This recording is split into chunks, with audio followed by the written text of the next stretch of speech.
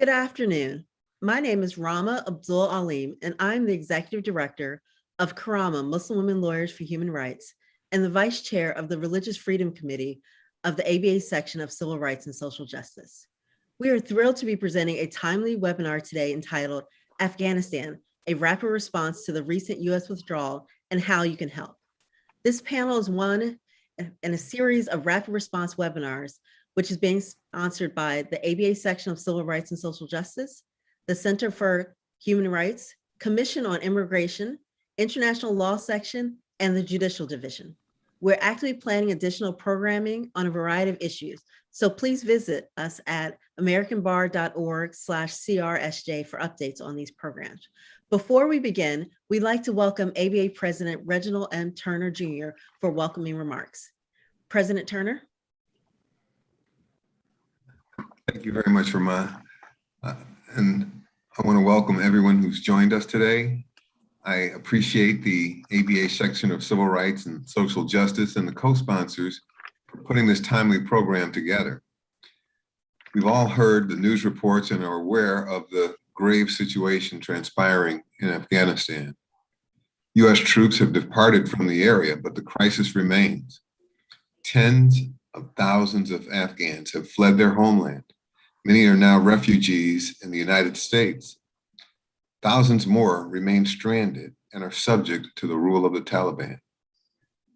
One high-risk group are Afghan women judges who are targeted because of their gender and their occupation.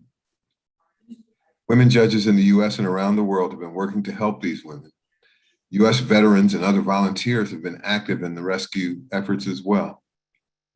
The American Bar Association is also working to assist these women and aid people in leaving their dangerous situations. You will hear more about this collective effort in the coming days and how you can become involved. Today, our panel of knowledgeable speakers will provide insight into the current environment and help us navigate what we as lawyers can do to support these brave men and women. Thank you all very much for being here. Thanks, Reggie. During today's program, we encourage you to ask questions of our panelists through the Q&A button, not the chat function. If you do not see the controls, please ensure your screen is not idle. We will hope to address questions at the end of the program. We will be sharing a recording of this program to everyone who has registered so that you can share it widely with your networks. We want to begin this webinar by giving you a picture of what Afghanistan is like now, and particularly the challenges for vulnerable groups, including women lawyers and judges. It's very important to us as a section, and me in particular, that we hear from someone who was recently there to focus on this as an humanitarian crisis.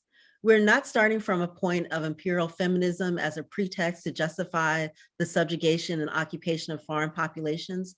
Many of us are acutely aware of the correlation between military interventions in Muslim minority nations with increased incidents of Islamophobia due to the convergence of a public enemy over there with the Muslim American community here, especially Muslim women. We hope that all of you will take away from this program that we are not starting from a Western savior perspective, but from a perspective of genuine allyship and the care for humanity. We want to give you some ideas on how you can assist. We realize that there's an intersection of so many issues, such as gender, religion, human rights, humanitarian, at the heart of what's happening in Afghanistan. And we realize that we can't touch on everything today. Our first panelist is Ms. Zahras, who is a recently evacuated Afghan lawyer. Since she was recently there, we believe she is in the best position to give us this overview and context of what is happening on the ground. One of our other panelists, Ms. Spojmi Nasseri, an attorney in private practice with her own firm, the Law Office of Spojmi Nasseri PC, has graciously consented to translating for us. So let's get started. Zahra, tell us about your background and what you were doing in Afghanistan. زه په لومړي قدم کې خپل سلامونه تاسو ته وړاندې کوم او د امریکن بار اسوسییشن نه زه ډیره مننه کوم چې ماته د دې غونډه کې د ګډون وخت راکړ. Good morning, everyone. First and foremost, I would like to sincerely thank you, the American Bar Association, and sincere gratitude for President Turner for allowing me to share not only my voices, but the voices of my colleagues here in the US and Afghanistan. زه د افغانستان د یو لرې پرتې سیمې ننګرهار ولایت اوسېدونکی یم چې هلته د ښځو تعلیم او درس ډېر ستونزمن کار دی د امنیتي لحاظه او د کلچر د لحاظه. I grew up in a province called Nangarhar in Afghanistan, where educational opportunities were very minimal for women, and culturally it was frowned upon for women to seek a higher education or education at all. خو بیا هم ما وکولی شو چې د خپلې کورنۍ په مرسته باندې خپل تحصیلات ډېر لوړې درجې ته ورسوم. With the help of my father, who was very much for education, particularly for myself and my family, we moved to Kabul. That is where I obtained all of my educational background and then learning what I do right now as an attorney.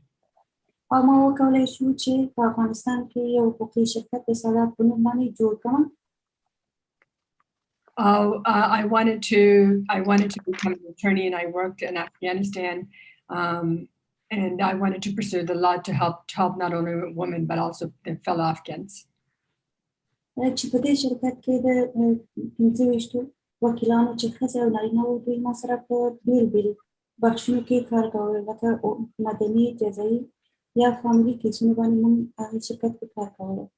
Okay, so I obtained my education in undergrad at the Kabul University, and I also got my law degree in Islamic studies and also international law and criminal law. After I had completed my education, for the last 14 years, I had a law firm in Kabul under about 25 attorneys for the last 14 years, and we did criminal law, family law, immigration law, and various other laws.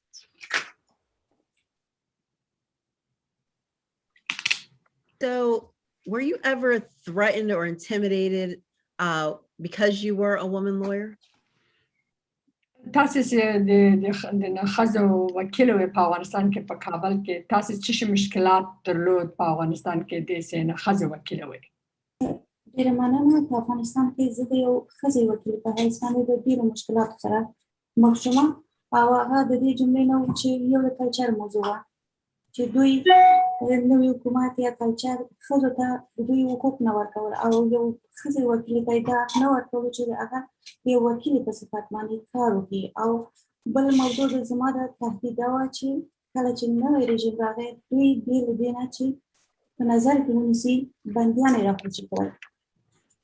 So there's two aspects of the challenges that I faced as a female attorney. One was that culturally, although my colleagues appreciated and respected the women lawyers, the cultural aspect was very much there, even in Kabul, where family members or others did not want women working in the legal field, particularly if we were doing criminal law and we had to work with those that were in prison and we had to go and interact with them.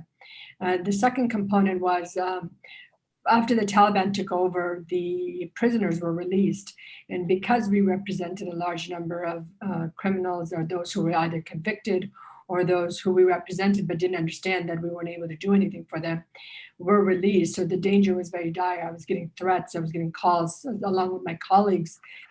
And the fear was real. One was the fear that they were coming after us to seek revenge and justice for themselves. And number two was there was no international or Afghan military or police force to give me that protection or give any of my colleagues any protection. Wow. So when did you leave Afghanistan? What was your journey like? تاسو څه وخت افغانستان راوتله د تاسو چې دا څنګه سره راغلي څنګه مشکلات تاسو ولیدو؟ د دې کله چې دوی د بندیان راخوشي شو نو زه ډېرې د مشکلاتو سره زما کورنۍ را مخ شوله نو ما تصمیم ونیو چې زه باید افغانستان ترک کړم. ما څو ځلې میدان هوایي ته مراجعه وکړله با وجود د دې چې ما قانوني اسناد د سفر لرودل خو د بیروبار او دا چې طالبان مخالفت کوي زموږ نشي کړی چې زه میدان هوایي ته ننوځم. So I left Afghanistan on August 25th, 2021. As you all saw on the news and the chaos that was the minimum of what you saw, the actual thousands of people at the airport. I tried to get through the airport many times. I wasn't able to. I had my 5-year-old child and my 14-year-old daughter. with me. And during the time when we went through the various different gates to get in, one, we had to go through the checkpoint of the Taliban, and I was fearful for my daughter. And second was the crowds, the immense crowd and the chaos. I was finally able to get through the area where you guys saw on TV, where's the water. And I personally, this is another translation, I just want to state that when I hear people say it's a river or a canal, I'm sorry, it's not. It's a sewer that was coming from the airport. So imagine, she went through the sewer, and because she had SIV, she was able to get through finally with her daughter and her 5-year-old. She walked through the water for long distance before she was able to get in and be able to get access to the airport. So what legal immigration challenges did you experience? تاسو د قانوني د امریکا د حقوق له خوانده د تاسو د کیس له خوانده چې مشکلات هم لیدلای وو سداسه امریکا ته نه په دې چې ما مخکې ویلي چې ما مخکې د امریکا د متحده ایالاتو د وزارت خارجه د یو پروژې سره کار کول او ما اسایي ویزا لرله نو قانوني لحاظ ما مشکل نه لري چې امریکا ته راشم. Because I worked at the US embassy and did work with them, I had the SIV visa, so I was able to get through without difficulties that many other people are facing currently. Wow. So what are your circumstances right now? What are your plans for the future? What's feeling behind decade تاسو ارزو چې شي به وکړي دلته څنګه به خپل وظیفه مخته وړي تاسو څه شي غواړئ چې ووایه دا چې زه په افغانستان کې یو حقوقپوهه مېرمن وم او ما هلته حقوقي شرکت لرو نو زه ماته دا چانس و چې زه راشم امریکې ته خو زما ډېره مسلکانې خویندې چې هغوی کې قاضیان مدافع وکیلان او څارنوالان ټول دي هغوی دا چانس نه لري چې امریکې ته راشي د هغوی ژوند ټول په خطر کې دی او هغوی زما مرستې ته اړتیا لري نو زه غواړم چې هغوی سره مرسته وکړم او په دې کې د دوی هم زه هیلهمند یم چې ما سره مرسته وکړي او ما سره همکاري وکړي چې څه ډول زه هغوی سره کومک کولی شم. So first and foremost, I'm blessed and I'm fortunate to be here in the US. A lot of my colleagues that we worked with, thousands of women, judges, lawyers, legal professionals still remain there under the threat of Taliban. So first and foremost, I seek help from the legal community to be able to help me get those individuals, colleagues out because their lives are in danger, dire danger. Second of all, many of us, including myself, are here now. We have worked for decades. We have faced challenges. We have become obstacles culturally, professionally, as gender discrimination, as you all know, in Afghanistan is very high against women. It's very difficult. I would like to see how these attorneys like myself and others coming out, how can we pursue a career in the United States? Because I don't have the technical training and the language barrier somewhat. And so I would, my future is uncertain right now. I have children, I have a family, I'm a breadwinner in Afghanistan, and now I'm back to pretty much square one. So I would like to see two things. One, help to get my colleagues out, and two, to be able to create some sort of a legal support group for individuals like myself who are highly educated to be able to do something in the US in the future and continue my career. Do you have any suggestions on how American lawyers can help those who remain in Afghanistan, particularly women lawyers? تاسو فکر کوئ چې یو لار لري چې تاسو موږ ته ووایئ چې څنګه د افغاني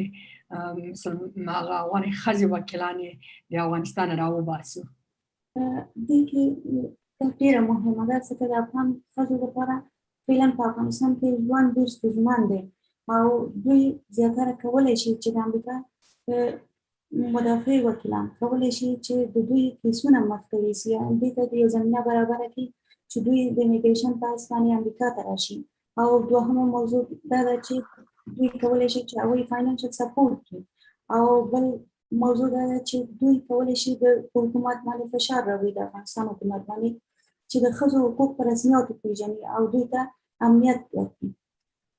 So three things I would like to see, and I'm just going to paraphrase it for the sake of time. One is financial support for those who remain there, because right now they're not going to have any income coming in to support themselves and their families. Number two, to find an immigration avenue, maybe Congress or the legislature can create a category for Afghan women in the legal profession. And then number three is to put the pressure on the government that these women are in dire danger. They've been secluded to the home. They're not able to go out. If they do, they have to have a male escort. And their careers are pretty much non-existent any longer. As you can see, the government that's forming in the Taliban right now is all male. So I don't foresee any future. So I think three things would be put pressure on the administration to create some sort of an immigration pathway for women. Number two, financial support for those who still remain. And then the immigration avenues of being able to migrate safely with their families. And so what are the needs of those who have been blessed to relocate to the US already? What legal services do they need and how can American lawyers help them? دا خد وکیلان چې دلته اوس راغلي دي دا د قانوني د لالو خانه څه شي کولی شي چې کومک د امریکا بار اسوسییشن وکیلان وکړي کومک ورسره وکړي هغه کسان چې دلته دي اوس دوی کولی شي چې د هغوی کیسونه پروسس یې لږ زر کړي بل دا دی چې هغوی وکولی شي چې د کم نه زر ووځي او دوی ته په قوانینو کې مرسته وکړي دوی ته قوانین وښایي او د وظیفې په پیدا کولو کې دوی سره کومک وکړي. So the two things is one is, unlike myself, who I had an SIV, there are many judges that are going to be arriving in the US without any legal status. I would like to see the American attorneys being able to take on their cases in the system because they're not going to be financially able to afford it. And then number two is finding means of those who are here and being able to find training and some sort of courses to be able to get themselves back into the legal profession. And I know that it's not similar in Afghanistan as it is here to be a lawyer, but what can we as the women judges, lawyers, continue to pursue our career? Because without it, we have spent our whole lives in Afghanistan and now we're here starting from scratch. So those are the two things I'd like to see is to help those who need legal status and also be able to create a program, like a mentoring program of some sort that we can slowly maybe do something with our careers here in the United States. Thank you so much, Zora and Spojmi. Now I want to turn to our next panelist, the Honorable Vanessa Ruiz, Senior Judge, District of Columbia Court of Appeals, and former president of the International Association of Women Judges.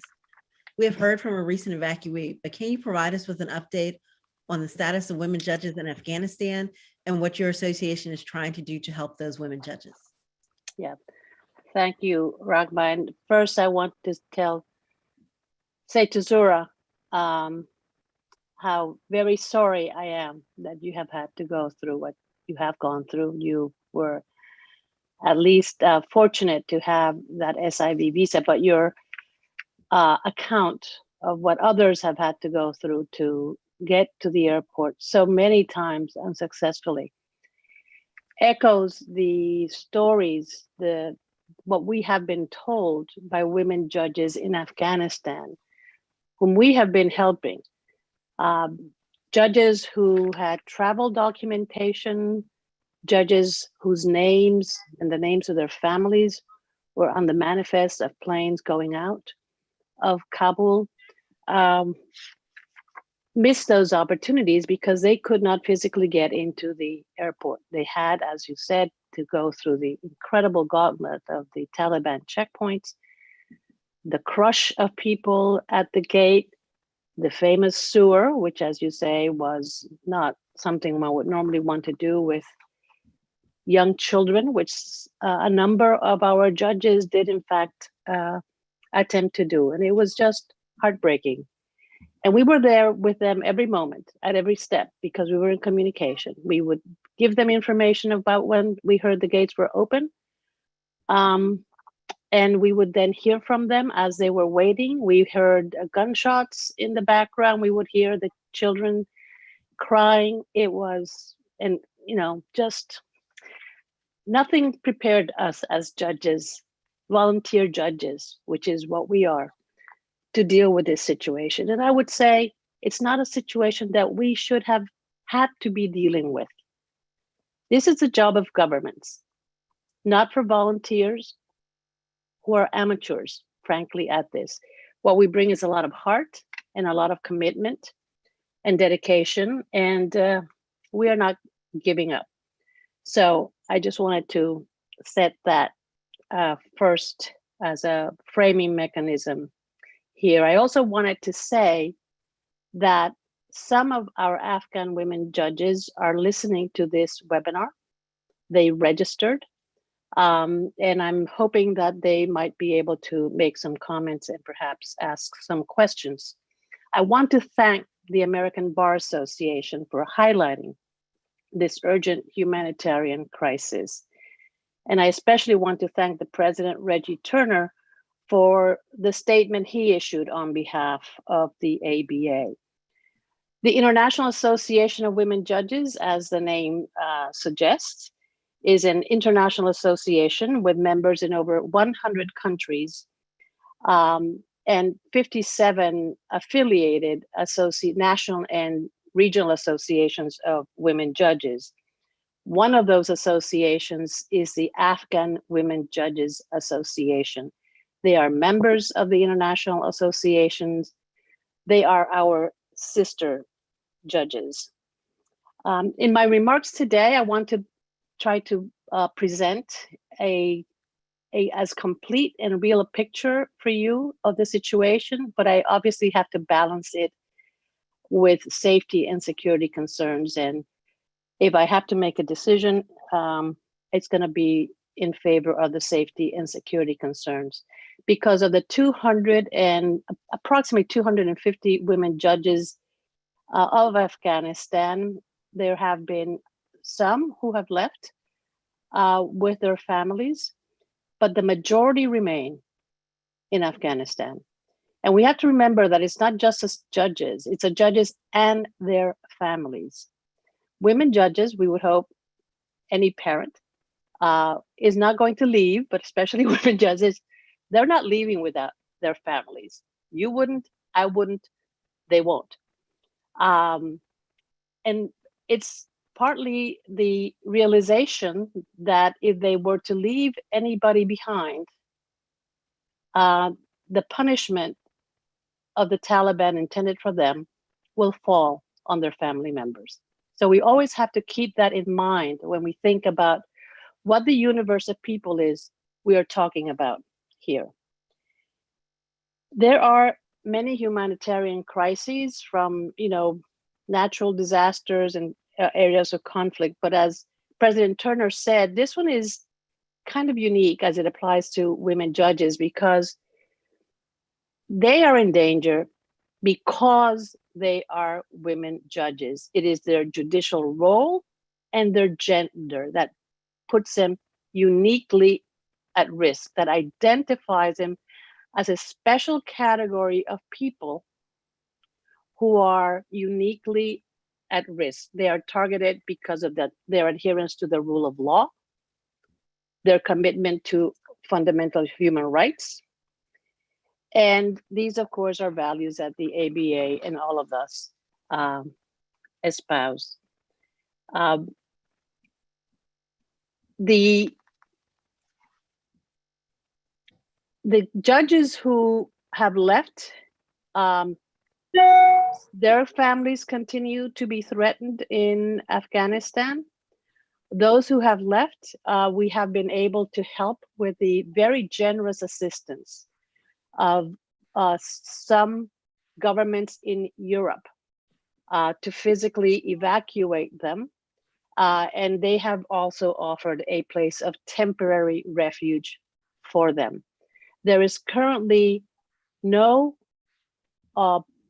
official designation or recognition in the United States for women judges as a group as having a priority or as being particularly vulnerable. That needs to change. And we are working to develop a strategy to change that. And we would appreciate your assistance and your support in accomplish that with the United States. It is not only the United States, there are other governments involved as well. But I think what we have all come to see is that because of the haste of the withdrawal, because of the rapidity with which the Taliban took over the country, there just has not been the planning, the preparation, the foresight to do this in an organized, comprehensive, humanitarian way. So what has happened is that the troops have left and very vulnerable people have been left behind. Some of the judges who have been left behind, who are still in Afghanistan, their names appear on Taliban list for execution. Okay, they're actually lists for execution and their names are on it. 2 women judges were in fact assassinated in January of this year as they were on their way to work to perform their judicial duties at the Supreme Court. The recently announced, I think it's an interim cabinet of the Taliban, which includes no women, I think is an indicator of what the future is going to be like. It does not include women in the judiciary as far as we can tell. So I think we can see that their judicial careers are effectively over in the current circumstances. But what we're really talking about right now and what motivates us the most in terms of the urgency of the situation is that they are in immediate physical danger.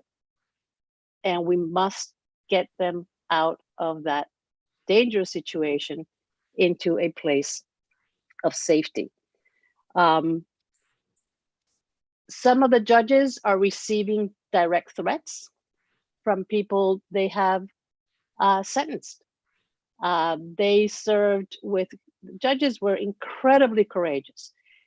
They served on anti-corruption courts, criminal courts, drug courts, and they sentenced members of the Taliban to long prison terms. Those prisons, the doors were opened and they're out and about. So you have a level of like policy and whether it's going to be an inclusive government with women in the judiciary, but we're also talking about personal revenge and vendettas. All right. And it's not even just criminal cases, family cases, custody disputes, divorces, awards of custody. You all get the picture, and this is real, this is happening. They're getting these calls. They're in hiding, they're moving from one place to the other. We're trying to help in the meantime to see if we can help keep them safe while they're still in Afghanistan and until we are able to develop safe ways for them to exit. That includes making sure that they have the proper documentation so that they can leave the country.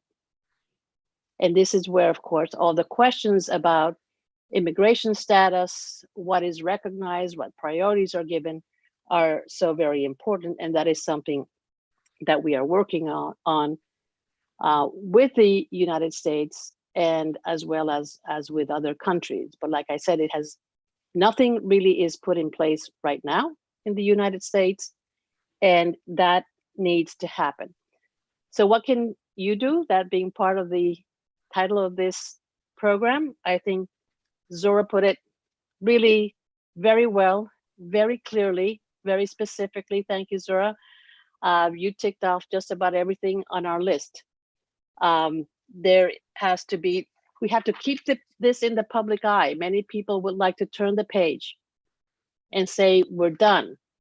We are not done. Many people are still vulnerable in Afghanistan, and we cannot leave them behind.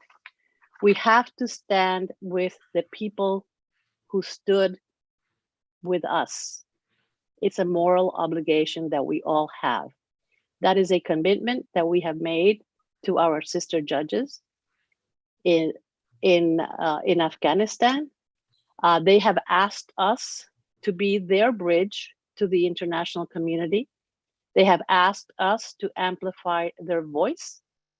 And that is why I am here today, to be their voice, to be that bridge, and to tell you what the needs are and what we are trying to do on their behalf. A lot of what we do is communicate with them, give them information that can be useful to them. We are the hand that follows them, that holds their hand. We have relationships with them. They know us, they trust us, and we are going to continue to play that role. We have established a fund within the IAWJ, we call it the Afghan Women Judges Fund, to support the work of a committee we have formed. We are literally, we have a 24-hour Zoom call that has been going out now for 3 weeks. One of the advantages of being an international association is that we can take advantage of different time zones. And we do in fact cover this 24 hours a day. And whenever anything comes up, we are there. And we are there with interpreters, highly qualified interpreters who in addition have had long-term relationships with these judges so that we can communicate in an effective, culturally sensitive way. We are helping to organize an effort to obtain legal representation for judges who find themselves in the United States, and there are some, or in other countries and might wish to resettle in other places or want to regularize their status. We as judges, of course, cannot give legal advice. We're not competent, and we're in most situations, cases, ethically prohibited from doing that. But that doesn't mean that we don't recognize the value of lawyers. To the contrary. And so what we try to do is help them obtain the legal representation that they need. So that is also a way in which lawyers with the ABA can help. So with that summary, I will end my remarks right now. Rahma, thank you so much, and I am available to answer questions. Thank you, Judge Ruiz. Now I want to move to Renee Doplick, who is a member of ABA's Representatives and Observers to the United Nations. Renee, thanks for joining us. So what is the international perspective in response to what is happening in Afghanistan? Thank you, Rama.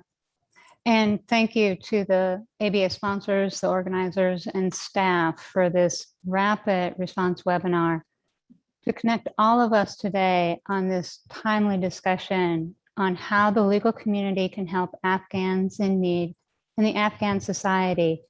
The discussion thus far and the comments that I'm reading in the chat are so moving in their context and what that means for our legal profession, what it means in the immediate, and also what it means for the legal professionals as they go to other countries, come to the United States, or stay in their own country. As Rama mentioned, I serve as a member of the ABA Representatives and Observers to the United Nations, led by Karen Mathis, a former ABA president. I also serve as the Rule of Law Officer for the ABA International Law Section, a co-sponsor of today's panel. The American Bar Association is an active, accredited NGO at the United Nations and is an advocate for the respect for and promotion of justice, international law, human rights, and inclusive, peaceful societies through the rule of law. Today, I will cover some recent developments of the international response with a focus on the United Nations. I will be providing a few legal areas to consider and some global to local opportunities for you to get involved through the ABA. Today's webinar poignantly occurs on the International Day to Protect Education from Attack, a day aimed at raising global awareness and momentum to provide safe places for all students to learn. During this webinar, in about a half hour, the UN Security Council will be hearing from the UN Secretary General Special Representative for Afghanistan on how nearly half the population in Afghanistan is in dire need of humanitarian assistance, how hundreds of thousands are internally displaced, how human rights defenders continue to be targeted, and how essential it is to protect human rights, particularly for women, girls, and ethnic groups. Earlier today, the UN Women Deputy Country Representative in Afghanistan reported from Kabul that safe houses for women's rights defenders are at full capacity. Also earlier today, the acting head of UN Women, in response to the lack of any women in the Taliban's transitional administration, reiterated her call for the Taliban leadership to fully comply with treaty obligations legally binding on Afghanistan and relevant constitutional provisions. It is expected that today's discussion at the Security Council will reinforce those themes, as well as the themes from the Council's August statement and Resolution 2593, adopted last Monday, which emphasized humanitarian aid and protecting civilians. And it also encouraged any negotiated political settlement in Afghanistan to deliver an inclusive, representative government and to respect international law, including international humanitarian law and the international agreements legally binding on Afghanistan. Among those, Afghanistan is a party to many international human rights instruments, including the Convention Against Torture and other treaties on civil, political, economic, and social rights, as well as eliminating discrimination against women. That's just to name a few. Lawyers with knowledge of international humanitarian law and international human rights law are needed to help monitor developments, advise on the implementation of those treaties, and help varied stakeholders understand those legal obligations. The UN has committed to providing continued aid in Afghanistan in support of humanitarian assistance and with the aim of eventual stability for Afghanistan. The complex emergency conditions have created one of the world's worst humanitarian situations, involving what aid groups refer to as the enabling 3 C's of hunger: conflict, climate crisis, and COVID. To help prevent its escalation to a grim and preventable 4th C of catastrophe, the UN Secretary General will be convening an international aid summit in Geneva on Monday, aimed at urgent scaling up of funding for Afghanistan. The US Secretary of State has conveyed unwavering US support for the UN's Stay and Deliver initiative, including during his meeting yesterday with the UN Undersecretary General for Humanitarian Affairs and Emergency Relief. Among the UN entities who are there to stay and deliver are the UN Refugee Agency, UNHCR, UN Women, the UN Population Fund, and UNICEF, to name a few.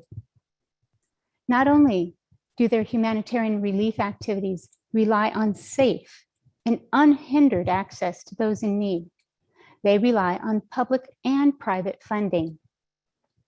There are links on ways to donate in support of their activities on their websites and on their social media. In addition to today's UN Security Council briefing and Monday's Ministerial Humanitarian Summit, I want to briefly bring to your attention 3 items. 1, the UN Security Council will be reviewing the mandate for the UN Assistance Mission in Afghanistan, which comes up for renewal next week. The UN Security Council President, which is held by Ireland this month, has said that the gender aspects, the humanitarian aid, and human rights provisions will be red line issues. Similarly, UN High Commissioner for Human Rights told an emergency session of the UN Human Rights Council 2 weeks ago that the Taliban's treatment of women and girls will be a fundamental red line. Second, watch for whether or not the UN will adopt a new mechanism to monitor human rights in Afghanistan, including the rights of women. Last month, the UN Human Rights Council declined to act on that recommendation. The Council next session will convene next week. Third, the UN General Assembly session will convene later this month, and it remains unclear who might represent Afghanistan. So returning to what can you do? Social media, right now, today, add your voice. Your voice matters. It conveys that the international legal and justice community is watching and does care. Tag the ABA. If it's on Twitter, ABA, ESQ. Tag one of today's co-sponsors, your local bar association. Tag a stand and deliver entity, an NGO, a UN entity, and hashtag Afghanistan. Trial Watch is another opportunity. The ABA Center for Human Rights, through its Trial Monitoring Initiative, is an implementing partner of the Clooney Foundation for Justice Trial Watch. You can help the team by identifying trials of concern in Afghanistan for potential monitoring for compliance with international standards and norms by submitting a Trial Watch alert online. And go local, go global, go local within the ABA. Want to continue this discussion? Help support rule of law activities, mentorships, as was mentioned before, great suggestion. Educational trainings, information sharing about Afghanistan. If you're not already a member, join the ABA and get involved in the activities from the global to the local. I commend you to activities through today's co-sponsors, the Center for Human Rights, the Civil Rights and Social Justice Section, the Commission on Immigration, the Center for Public Interest Law, the Center for Pro Bono, the International Law Section, and the Judicial Division. There are many others as well. Are you a U.S. attorney? Go local. Provide online legal advice on ABA's website, freelegalanswers.org. U.S. licensed attorneys can register to provide online pro bono answers to questions related to immigration or non-criminal civil legal issues submitted by individuals in need. Malpractices provided by the ABA. If you know someone who needs help, let them know they can go to the website, answer a few questions, and see if they qualify. To register as an attorney or for more information, visit freelegalanswers.org. One of the great values of engaging in the ABA and through partners is connecting as we are today to ensure that the path holds the space for peace, justice, human rights, and the rule of law. I look forward to your questions in the Q&A and to the insights from our next speakers. Back to you, Rama. Thank you, Renee. Our next three panelists are going to bring us back to what is happening here in the United States. First, let's start with Jill Marie Bussey, who is the Director for Public Policy, Lutheran Immigration and Refugee Service. Can you take us through the efforts by the Biden administration, Congress? What's really going on here in the United States about evacuation, resettlement, support? What's going on? Sure, thank you. And thank you again for the opportunity to participate in this esteemed panel. We are so grateful to President Turner and many of the leaders here in the ABA for your advocacy and support. I'm Jill Marie Bussey, and I'm the Director for Public Policy at LIRS, or Lutheran Immigration Refugee Service. I'm also an attorney who's licensed to practice law in Maryland with over 25 years of experience in the field of immigration law. I'd like to start with information about my organization, LIRS, and our work to support Afghans through advocacy and resettlement here, and then talk a little bit more about what is happening in the executive and congressional branches of government.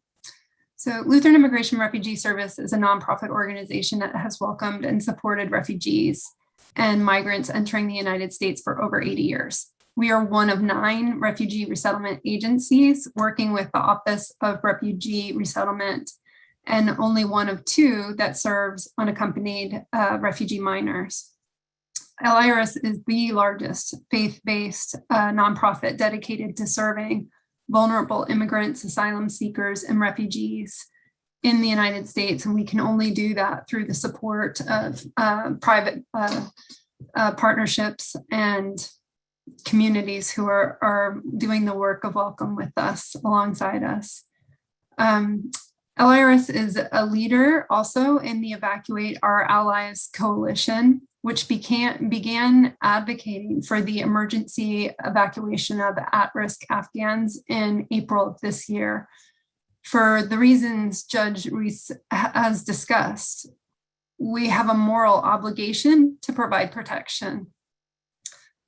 I'm going to share more with you about how you can support our welcoming and advocacy efforts, but I wanted to give you a bit more context and background before.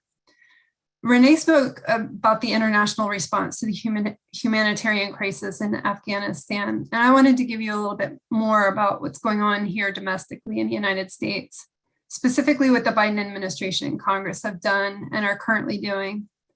I'm not going to rehash what you've already seen or read in the news, but I wanted to kind of walk you through a timeline and key dates that I thought may be helpful to your understanding of what has and has not been done. President Biden announced the withdrawal of US troops on April 14th. Following that announcement, the Evacuate Our Allies coalition formed and urged the administration to immediately commence evacuation of wartime allies and other vulnerable Afghans. 3 months later, July 14th, the president announced Operation Allies Refuge, an effort to evacuate applicants for the special immigrant visa program. These are folks who are considered wartime allies, who were at the very end phase of their visa process, so a very small evacuation pool.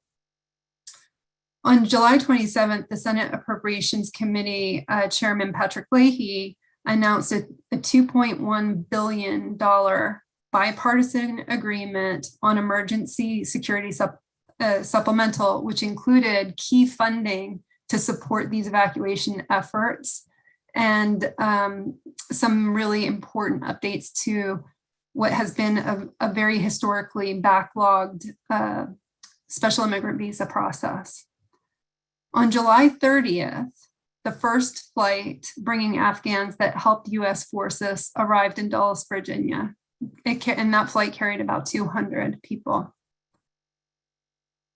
So it was a slow start, but evacuation efforts broadened and stepped up following the fall of Kabul on August 15th. Despite the indications that thousands of US citizens and lawful permanent residents and tens of thousands of vulnerable Afghans were still seeking evacuation, President Biden decided to stick with an August 31 date to turn over the airport in Kabul. Since that time, and as reported by CNN just yesterday, I would say, sorry, since August 17th, approximately 60,000 people, Afghans, have arrived, well, I'd say people have arrived in the United States as part of this Operation Allies Refuge. Of those arrivals, 11% are US citizens, 6% are lawful permanent residents or green card holders, 83% are other Afghans at risk. And despite this massive airlift, tens of thousands of Afghans, as you heard, are still in need of evacuation. They were left behind. On August 29th, the Department of Homeland Security announced that Secretary Mayorkas would now serve as a lead agency to coordinate interagency efforts to resettle vulnerable Afghans, including these SIV applicants, special immigrant visa applicants. And the State Department was previously in the role leading the evacuation effort. So this was a change in leadership. At that time, Secretary Mayorkas announced Robert Fenton, who's with FEMA. He's the FEMA Region 9 administrator. He would lead the Interagency Unified Coordination Group. And on September 3rd, President Biden announced a temporary appointment of former Governor Jack Merkel as the coordinator for the Operation Allies Welcome initiative. And the governor will work to coordinate with the National Security Council, the Domestic Policy Council, and Department of Homeland Security, again, focusing on the resettlement of Afghans here in the United States. Also on that day, which was just last Friday, Congressman Seth Moulton and Congressman Don Bacon, with the support of the Evacuate Our Allies partners, introduced the Welcomed Act, which I'll talk about a little bit. So this timeline, I think, shows that it wasn't until very late in the summer that the evacuation efforts have stepped up. many are still to come to the United States, and that the efforts have not been as coordinated as we would like. And that is a challenge for us who are in the service to Afghans who are in need of resettlement services here in the United States, those who want to provide legal services. So I think it's important to understand that context, that this has been a bit chaotic, but we're looking forward to change ahead with the new leadership. So I wanted to talk a little bit about resettlement work. We're working hard to welcome newly arrived Afghans who have endured, of course, these unspeakable conditions that we've heard of to get here. This work is incredibly important for stabilizing the families that have made it to the United States and for those who remain abroad. We are aware that many of those evacuated are going to multiple different locations in the United States and abroad, mainly military bases. So some are, well, everyone's going through a military base abroad, and then they come to the United States either through Dulles Airport or Philadelphia, and then they're taken to military bases for further processing if they opt in for that. That further processing includes medical screenings and vaccinations, which are really important, making sure that everybody gets they're fully vaccinated, including school-age children, so we can get them into school as soon as possible. And those bases are, like I said, throughout the United States: Indiana, Texas, Virginia, Wisconsin, New Mexico, New Jersey, and I may be forgetting one. Robin's going to cover more on this, but Afghans who have been evacuated to the United States fall into different immigration categories. Again, you've heard some are US citizens, dual nationals, and lawful permanent residents. Some more special immigrant visa holders and applicants. And some are the majority of our Afghan neighbors who are entering under what's called parole. And that's important for you to know because the benefits that these individuals may receive, meaning support for basic needs in the initial days, depends upon their immigration status. So parolees are right now only being offered an initial 90-day what we call reception services through federal support. And that really simply is not enough to properly stabilize families who have been through so much. And so that's where we talk about how folks can get involved, knowing that situation, knowing that 83% of the folks who have come through so far are only going to receive these 90-day reception services. So first and foremost, how can you join LIRS's effort? I'm going to say we can always use your donations. I can give you a link to our website. We're collecting not just, of course, monetary donations, but we've had a physical donation drive that just wrapped up. We will likely be having others in the future. We received so much support in this last one. It was so successful that right now we're going to hold off on material donations. This is really important because right now we're providing cash assistance and support to families who are newly arrived. The other way that you can join us is through advocacy. I mentioned the Welcomed Act. And that is something that would change that situation of just those short-term benefits and services. This would actually allow our Afghan parolees access to the same resettlement services as they would have received if they had come through the traditional refugee or US RAP program. And that's really important for providing all the wraparound services that we're so good at, frankly: temporary housing, medical assistance, English language classes, job training, and help enrolling children in school. So the Welcome to Act would support Afghans way beyond this placement and assistance program that is just in place for 3 months, as I mentioned. Also, we're looking to introduce legislation to ensure that there's an appropriate watchdog within the government to ensure that the backlogs that plagued the special immigrant visa process are addressed and never happen again.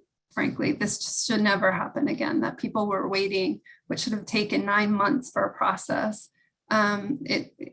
upwards to 4 to 5 years for their visas to be processed. The other way that you can help is to volunteer with us. And for that, I'm going to ask for your patience, because what I said before is that we're building this process for resettling Afghans as we're going. And so we've seen an outpouring of love and support from American communities all over the country. But we're having to create an infrastructure right now. And that can be, we want to do that in the best responsible way that we possibly can to make sure that people are receiving the services that they need, that they have a quality volunteer experience, et cetera. So we've received over 50,000 volunteer folks who want to volunteer so far just with us.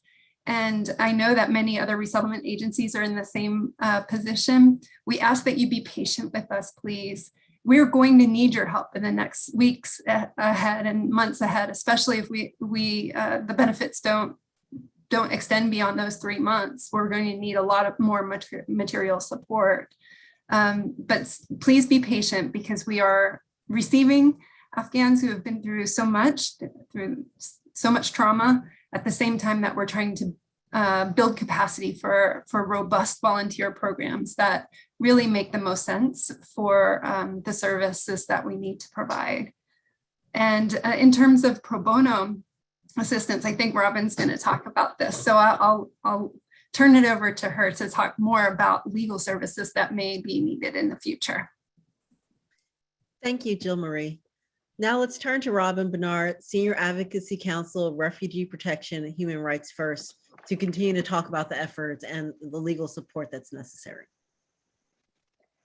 Thank you, Rama. I want to first echo the thanks that others have expressed to the American Bar Association and President Turner for having us today. I am so honored to speak alongside these other panelists and to be here with many of our distinguished audience members, particularly the Afghan lawyers and judges who have joined us today.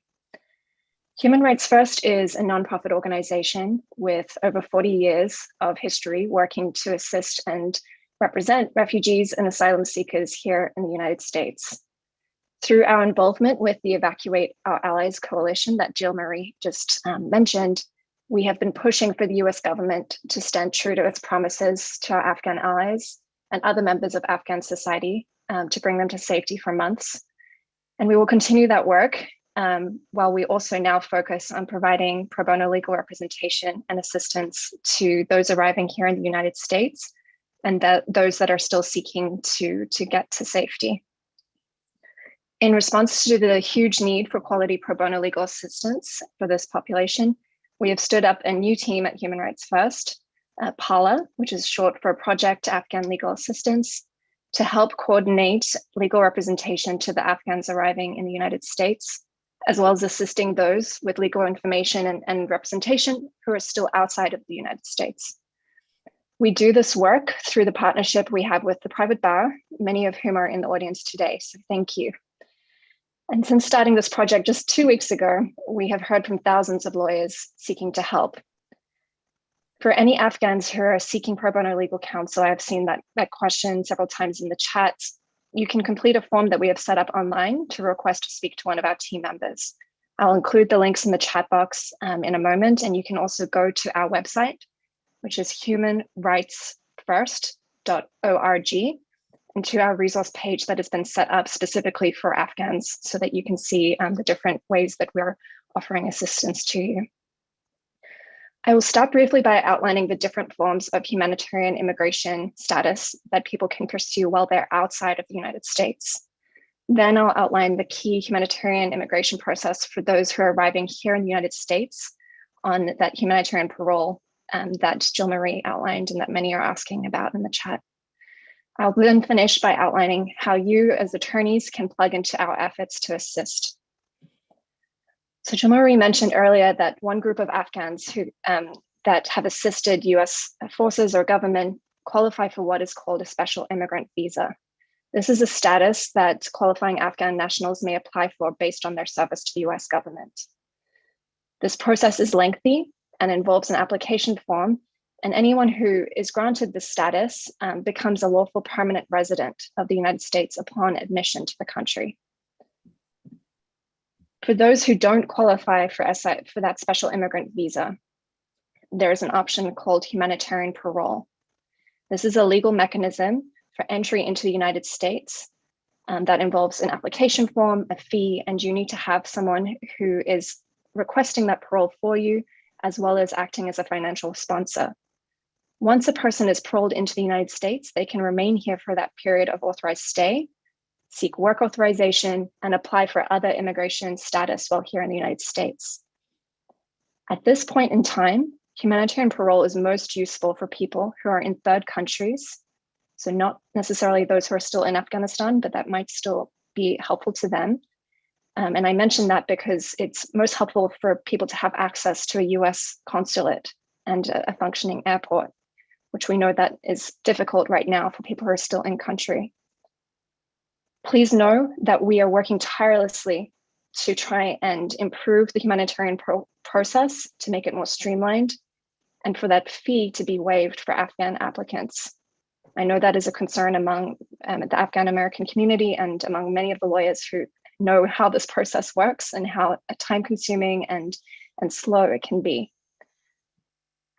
The third option for some Afghans is refugee resettlement, which allows certain nationals to be screened and admitted to the United States as a refugee because they face persecution in Afghanistan for a specific reason.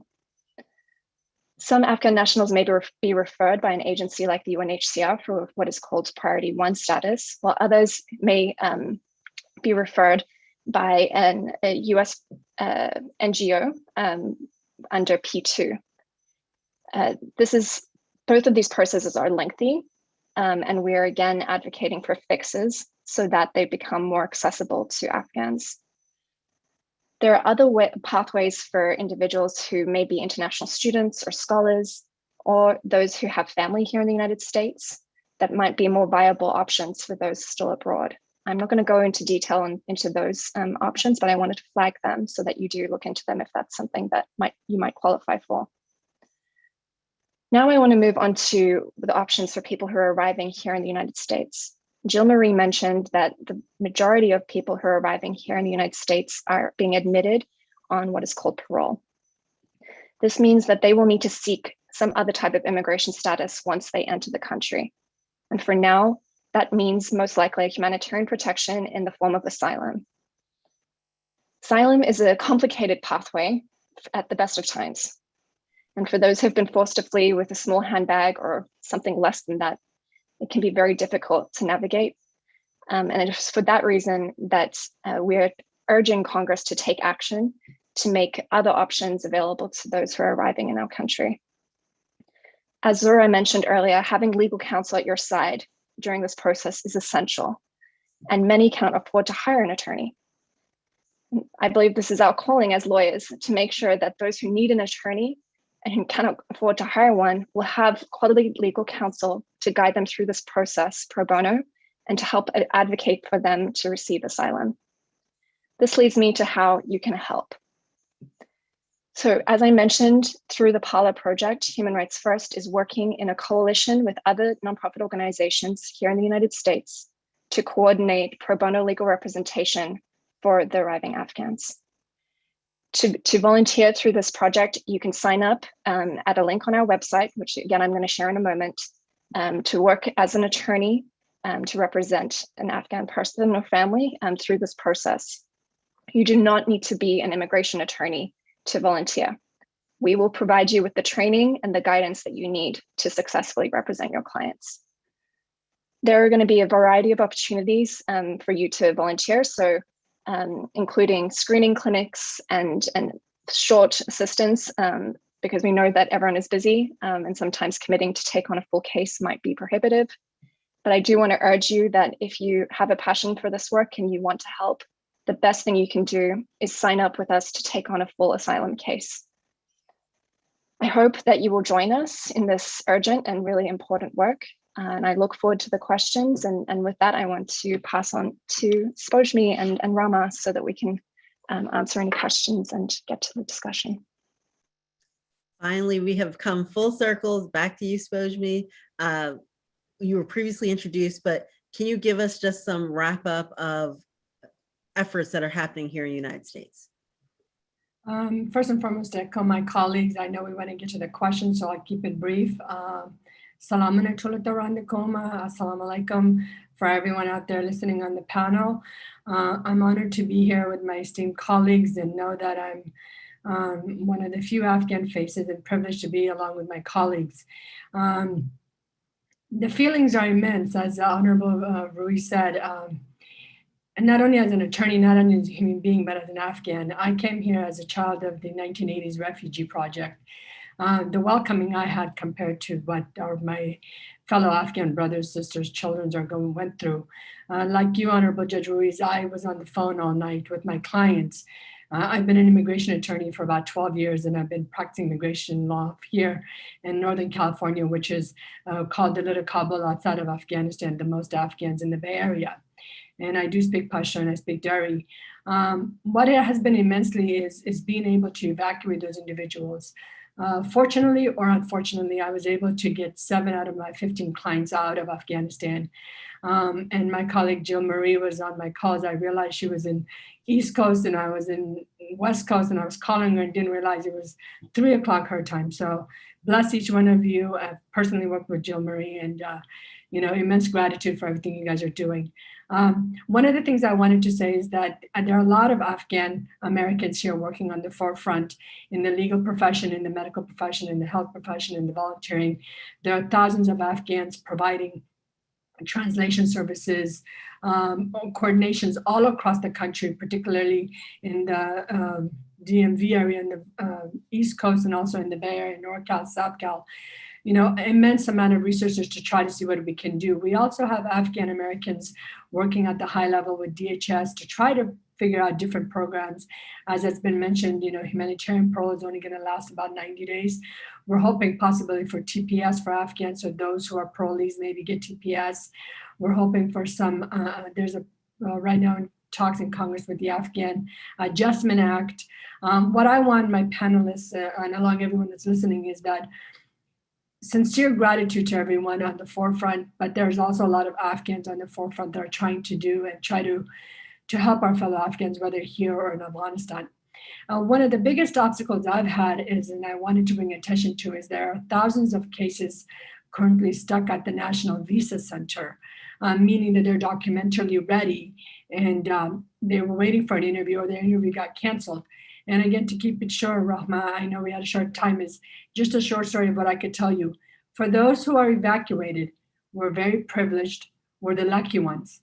But their journey doesn't end.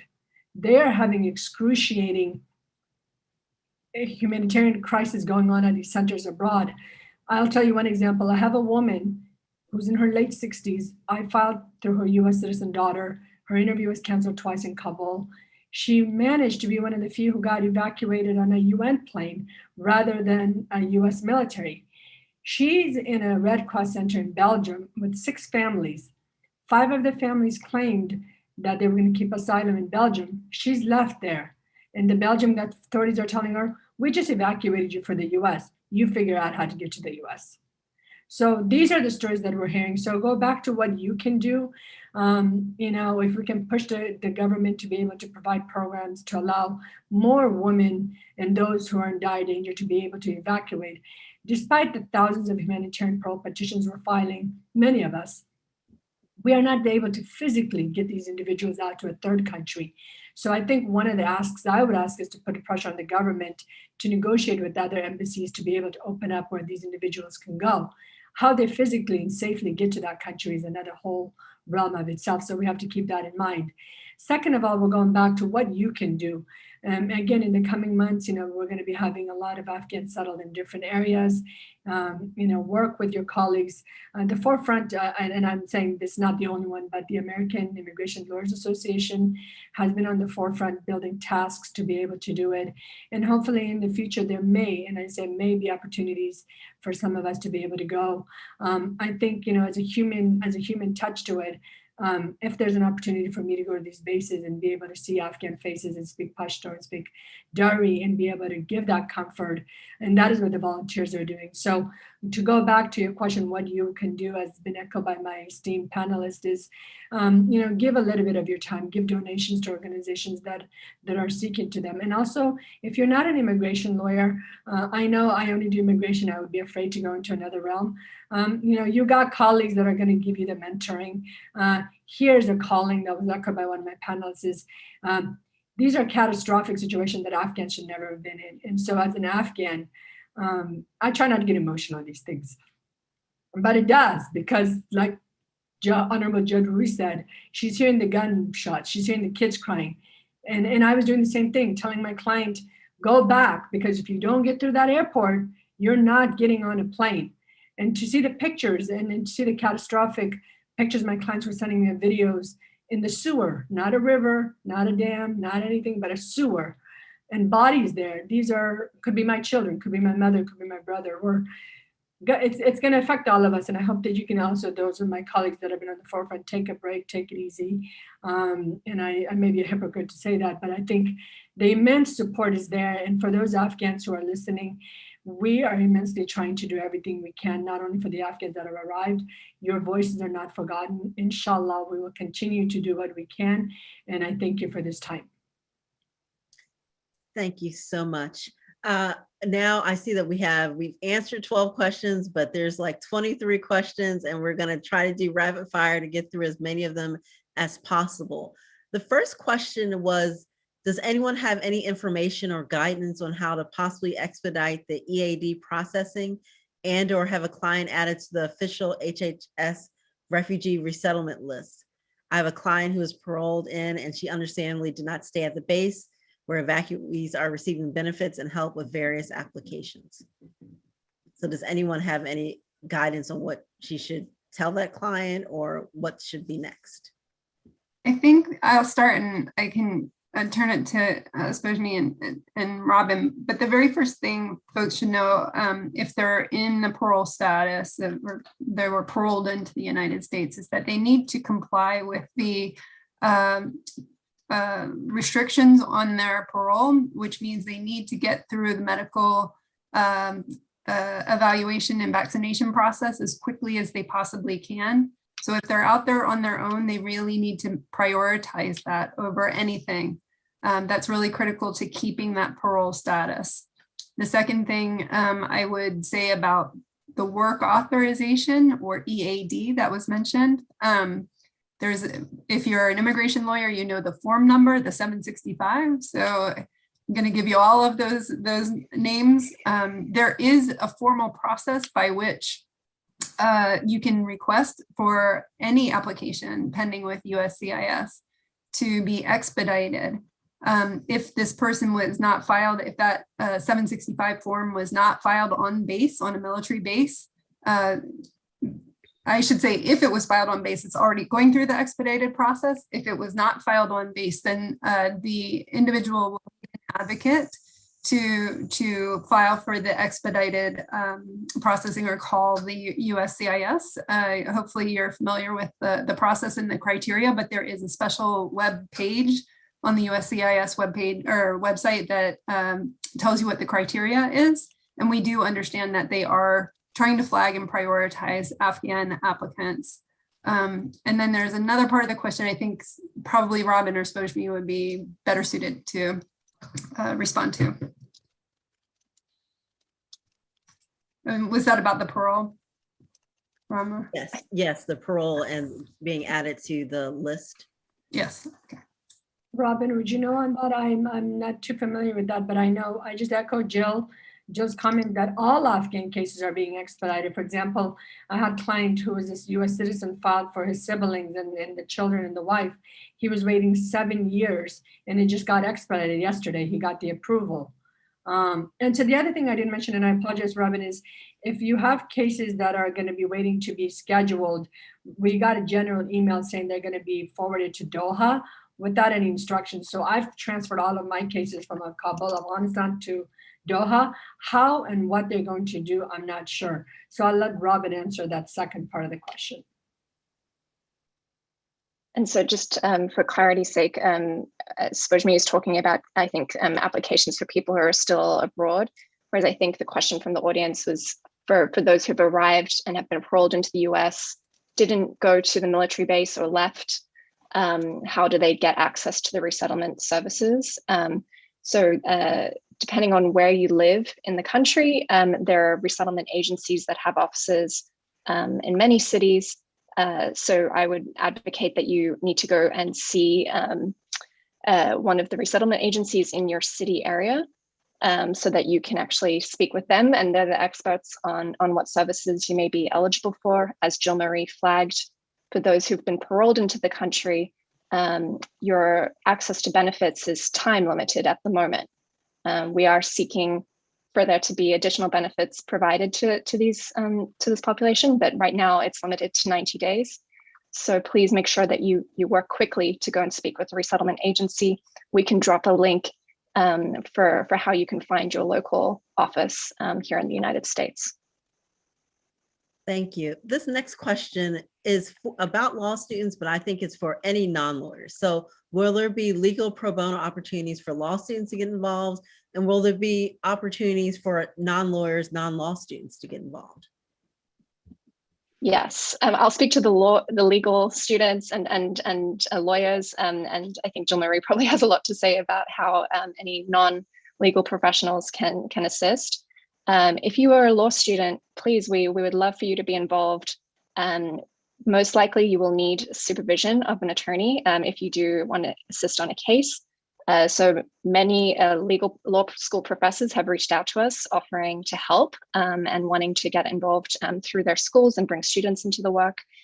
So I would recommend speaking to any of your legal law professors, but you can also sign up at the link that I dropped in the chat, and then you will receive information about opportunities to volunteer from us at Human Rights First. And then we can discuss how we navigate the student status when those opportunities arise. And I would also just mention on the website that I dropped a link to, there are some opportunities for non-lawyers, including those who speak Dari or Pashto, who might be willing to provide interpretation assistance. We know that the Afghan American community has been working just around the clock to help with this particular aspect of volunteering, and we're working hard to try and find ways that they can get compensation, because it is an incredible service that they are providing. So I just wanted to mention that and to thank them already for all the assistance they've already provided to us on that front. And then I'll pass to Jill Marie, who can talk about some other ways people can help. We have over 33, LIRS has over 33 resettlement offices in the United States. Overall, I talked about the 9 resettlement agencies, the bigs, LIRS, the Conference of Catholic Bishops, Church World Service, World Relief are among these resettlement agencies. And together we have over 330 offices across the United States. All of those offices who are receiving Afghan neighbors, our new neighbors, are going to need volunteer support. We're looking at folks who can help drive people around to their medical appointments or to the schools to get them enrolled. We're looking for people who can help with the English learning, people who can help set up, we always set up apartments or housing for, just modestly furnished, culturally sensitively stocked pantry items and things like that. And so we need our hands to do that. We need the support to do that. So that I've dropped our link into the chat. what we're doing as the nationwide organization, LIRS, is we're collecting all those volunteer commitments and distributing them to our local offices because we want to try to take the burden off our local offices. We're trying to do everything we can to support them through this time. Many of them are just getting volunteer managers on board and staffing to help with management of volunteers. So that's why that link is really the best one. But if you're already connected with, say, Lutheran Social Services of the National Capital Area, they have their own page and you can volunteer directly with them. I am looking forward to, in the next couple of weeks, doing some of that great work. It would be such a pleasure and such an honor to help set up someone's home where they can, start their new lives, their new chapters here. So that's one of the things that I'm looking forward to. And in addition to, I've already signed up for Robin's team of pro bono attorneys. Thank you. The next question is, I was a judge, Zora, do you have something you wanted to say? بخنا غارما زغوام چه تو پروتا یادوار شم چه نه یوازی در دیره منه نکن بدینه چه توی میرمنی قاضیانی سپورت که او دوی نملاتر که خوزر زمان هیله داده چه توی اغا مدافعی وکیلان چه توی هم در ستونزه و در تهدید سر مختی و هم دست سرانوالان او اغا قاضیان یا نور سرانوالان چه په بګرام کې کار کړی هغه هم په نظر کې نیسي دوی ځکه هغوی هم ډېر په بد حالت کې دي او د هغوی لپاره هم دوی یو څه کړنلارې د لاس لاندې ونیسي. So I'm sorry to interrupt. I just wanted to bring to attention. I'm grateful for all the support we are having for the judges, but also I wanted to reiterate that there's important need for not only the judges, but the lawyers, particularly those judges and lawyers that worked at the Bagram Air Base who served, and their lives are not any more dangerous than anyone else, but it's very dire for them. And if their identities are found out, their lives are going to be in danger in their families. So I would respectfully ask if there's any way to be able to collaborate or work not only with the judges, but also protecting the interests of attorneys also. مدافع وکیلان بخاطرانی مدافع وکیلان دائما مدافع وکیلان defense lawyers. Defense lawyers? Yes. Oh. So the وکیلان لپاره کنه؟ وکیلان همچنان دوی هم جور به خطر دیده. Yeah, so she's saying again that she wanted to reiterate that the lawyers are very much in danger just as much as the judges. Thank you for that. A follow-up is related to it. I'm not sure who can answer this, but there are people who are in danger now and are trying to figure out how can they get out of Afghanistan. What recommendation do you give someone who is there and feels that their lives are in danger, whether they're lawyers, as Zora has brought up, or judges, or anyone else who feels their life is in danger and they're in Afghanistan? What should they do to try to get out? So we just heard, that the airports are opening up. And who's being evacuated is yet to be seen. I mean, the Taliban have said that they don't want everyone leaving, particularly those in the profession. So right now, the situation is very dire. I mean, we look at the legal aspect, and then sometimes, I guess, inadvertently, we forget to look at the physical aspect of getting from point A to point B. And that's why I haven't been one to discourage humanitarian parole. I think we should do them in the event that they're going to, and I think we should continue to do hundreds of them. And if they're granted, we'll have to see what the future holds. So at this point, I mean, I don't know what Jill, Renee, or Robin can echo, but I would just say is there is no real viable option. The borders at Pakistan have been closed, both the Taliban on one side and then the Pakistani militants on the other side. There were bribes going on before, they've gotten rid of that. So they're going to turn you over to the Taliban. Turkmenistan, Tajikistan, Uzbekistan will have yet Turkey. We'll have to see how they plays out. So at this point, unfortunately, from my perspective, there's no viable option to physically move. If I may add to that, and again, this is from what we hear that other groups are doing and what has occurred is, it's not like you just buy a ticket and go to the airport and leave. That situation may change, and the situation has been changing not only day to day, but really sometimes hour by hour. It is still a very dangerous situation to move within the territory of Afghanistan. What we tell our judges is just try to be safe, be very careful. People are getting offers. We'll take you out. You don't know whether that's a trap. You don't know whether that's a scam, just a fraudulent scam to get people, take people's money. It's just a really ugly situation in that sense. So safe houses are important, being able to stay safe, having secure communications, all of these things. And we try to help our members who are women judges with that information. But I do want to stress one thing. We're very, very conscious of the fact that it is not only women judges who are at risk. Male judges are at risk, prosecutors are at risk. It just happens that the International Association of Women Judges, our focus is on women judges.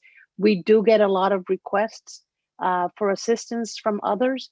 And what we do is that we forward those on and refer them to other organizations who are looking after their needs. I also just wanted to say, I mentioned earlier about the physical evacuations that we were able to assist with successfully for some women judges and their families. Getting out is the first step, right? Sometimes for getting out, you need the documentation. So they are linked. They are linked because to get out, you might need to show something. And if you need to go into an adjoining country, you will need to show some onward travel documentation, assuming that that's even an option. But all of these things work together. And we had worked with some European governments who helped us, but they're not the only ones. Just today, I received humanitarian visas from Brazil. We have been working with the Judges Association in Brazil and the Latin American Federation of Magistrates. We have received some humanitarian visas. They're just covering a small group, but this is going to be an international coalition to get this done. I know that there are judges in Mexico who are working with their government to get some kind of humanitarian visa for judges to come into their country, Canada as well. But a lot of it is the logistics of getting out. It is the logistics of processing. We have heard so much about how complicated, laborious, time-consuming the process is in the US. It is totally inadequate to meet the current need. This is an extraordinary situation, and it requires an extraordinary response to meet it. And that is the challenge. That is a challenge for the lawyers. It is a challenge for the administration. And it is a challenge for all of us who are trying to help. So I just wanted to make those points. And then just finally, I have been reading. There's some very moving and urgent comments on the chat and on the Q&A. And I would just ask that perhaps maybe some from Afghans who are listening, and would ask that either they be allowed to speak for themselves or that some of those comments be read. This is about them and they should be heard. Thank you. Robin, I see your hand. You wanted to add to that? Yeah, I just wanted to add just a resource for folks who are saying, we're talking about how difficult of a situation is for those who are still in Afghanistan. And while I don't have a magic ticket about how to get out, I agree with Judge that getting out is a first step. And what I've been telling our clients is that we will support them in whatever means they can take to do that and help them however we can, even though our ability to help is really limited. But I did want to flag that we have created some resources for those who are still in Afghanistan to help with dealing with any of your biometrics data that may be available to the Taliban and your social media history, as well as how to approach setting up a safe house. So those resources are again available on our website, and they're translated into Dari and Pashto. And I hope that they would be helpful to you and to others who you know that are still in the country. And I also just want to again acknowledge how many comments there are and those who are asking for help. And I would encourage you to please reach out to us. We have links available for you to be in touch with us, and our staff will be responsive to your outreach. And we will do whatever we can to support you, even though it's just a very difficult situation. This next question is interesting, and maybe someone who actually deals with it can respond. Can we petition the government to provide complete information to families when they arrive to the airports?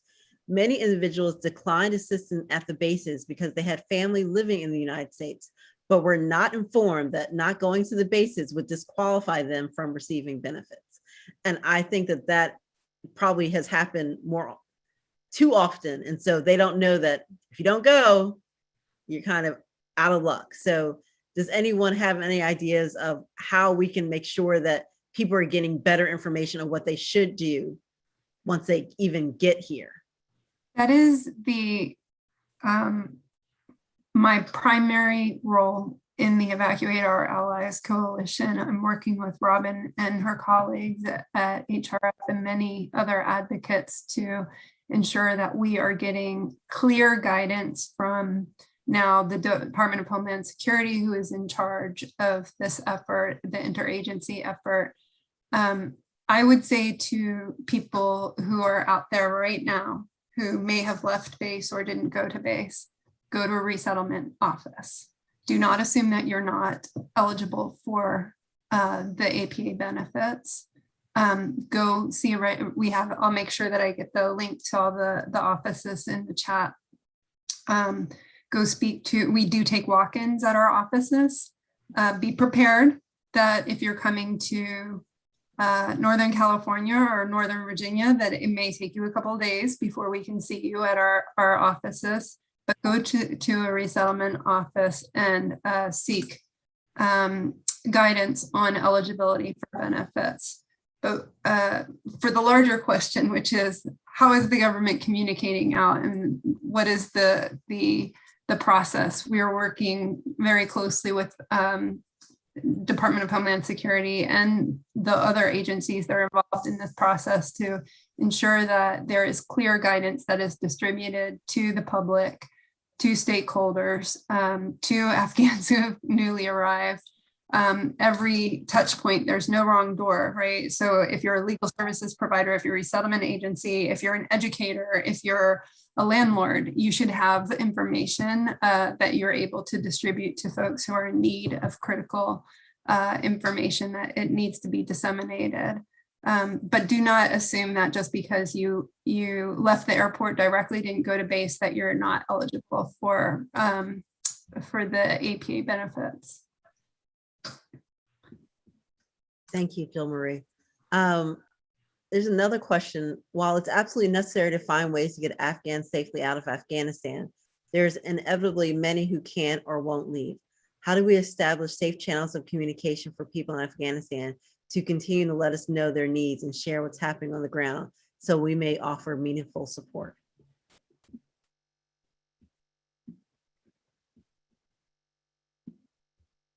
So I think some of my panelists might have some ideas, and maybe others in the audience would have some recommendations too. But I wanted to just flag our resources about how to address scrubbing your social media history and biometrics data in case that is helpful to those who are still in Afghanistan.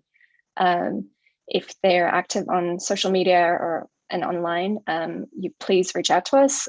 We're active on Twitter, Facebook, through our website. Again, you can submit requests for assistance through a form that we have available on our resources page.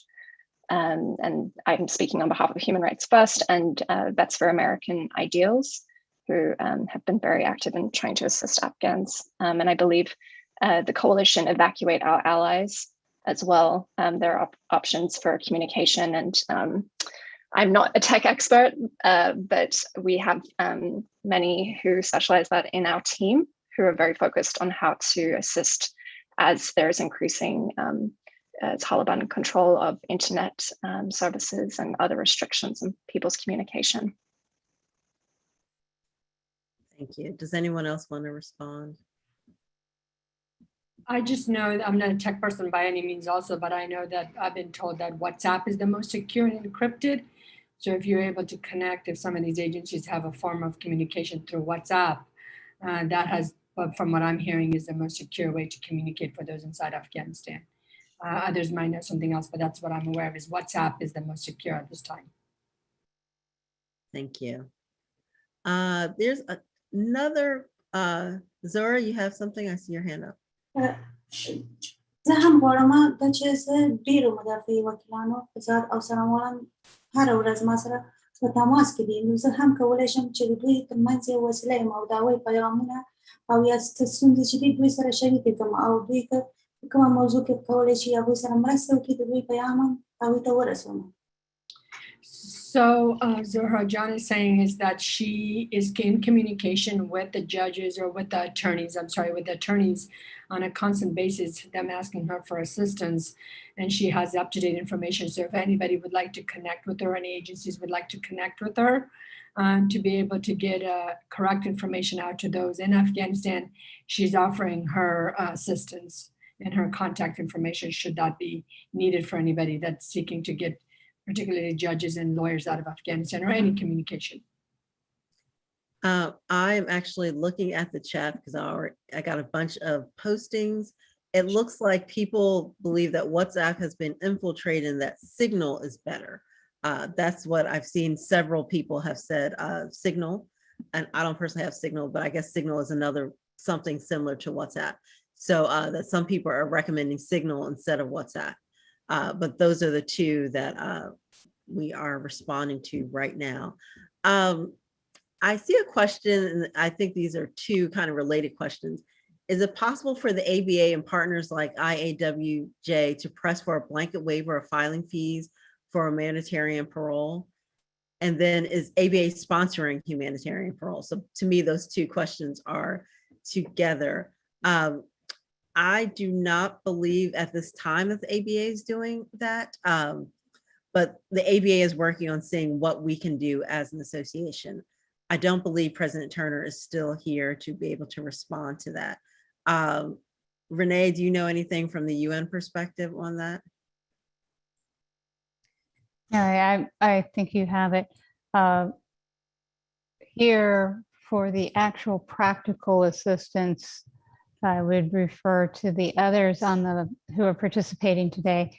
The ABA is looking at the long-term picture as well as other support that can be provided. The ABA is not as positioned as perhaps the other organizations that already have an infrastructure for these things. Thank you. I see one that I think maybe Jill Marie can respond to, or maybe Robin. Groups want to send money to help people in safe houses to get money for food.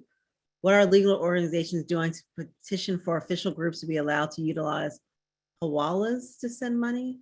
Banks are closed. Official government people cannot use their banks if they open for fear of being tracked. Your updates are great, but this is supposed to be about what we can do now to affect change. So does anybody know what hawalas are and how you can get money into Afghanistan? I was just going to flag what I think someone just dropped into the chat, that Western Union is again operating in Afghanistan. We as an organization don't have any channels to direct funds directly to those who need within the country. But I'm certain there are other groups that are helping with this type of humanitarian assistance. So it's kind of out of my expertise in terms of legal assistance. But I know there are other organizations that have been active for years in Afghanistan to provide social services and support, and they might be a better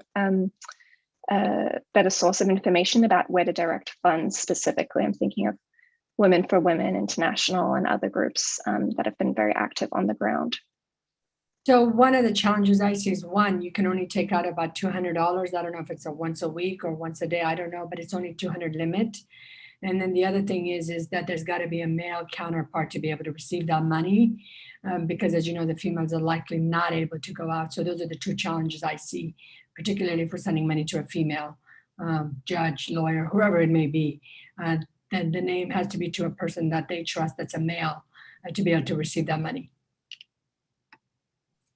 I do see a couple of questions about posting links. We will be providing any links that we receive during the webinar. When you receive the recording, we'll try to include the links, or at least a link to a section web page that has all the links there. So we will be providing links that hopefully can assist male judges and their female relatives, because I see that as a question.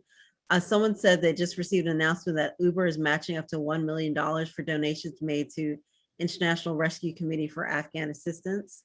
That was down there. Does the lawyer have a way to check on the status of a P2 application?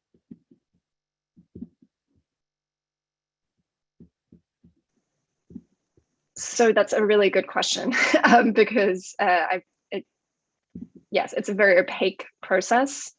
I do not have a means right now of how you can best do that. But that is something we're definitely looking into. And I would recommend, if you want to reach out to our legal project, I'll drop the email address in the chat, and that's something we could stay in touch about as we learn what is the best way to do that. And I don't know, Jill Marie or Svojmi, if you have any advice on that.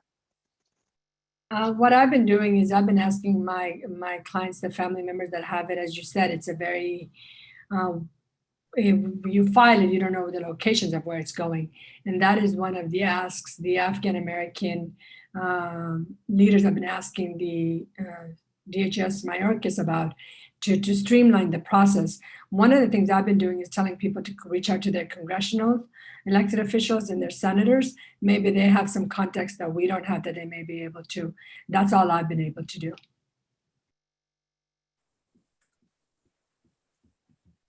Thank you. Someone just in the Q&A said, I'm told starting tomorrow in Afghanistan, new communication regulations, all calls recorded, WhatsApp is monitored, Facebook monitored, Twitter monitored, devices connected to MOI systems don't forward posts or videos you receive regarding political or present situation. Writings or forward of any message or any political or religious debate is an offense and arrest without warrant. Somebody just put that question in the chat.